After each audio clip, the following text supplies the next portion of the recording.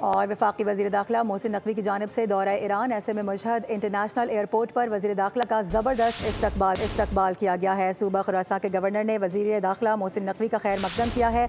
वज़ीर दाखिला मोहसिन नकवी की जानिब से मशहद में हज़रत इमाम रज़ी अल्लाह तआला अन्हु के रोज़े पर हाज़िरी दी गई है। इसके साथ साथ मोहसिन नकवी की नवाफिल की अदायगी और रोज़ा इमाम रज़ा पर खुसूसी दुआ भी की गई है। ज़ायरीन की सहूलतों के लिए मिल बैठ कर मज़ीद इक़दाम करेंगे मोहसिन नकवी की जानिब से कहा गया है।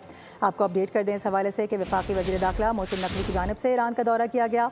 मशहद इंटरनेशनल एयरपोर्ट पर वज़ीर दाखिला का पुरतपाक इस्तकबाल किया गया है। सूबा खुरासान के गवर्नर ने वज़ीर दाखिला मोहसिन नकवी का खैर मकदम किया है।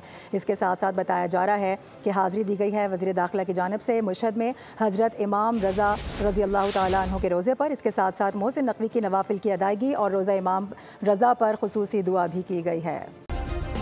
सब्सक्राइब करें और बेल दबाएं ताकि कोई खबर रह न जाए।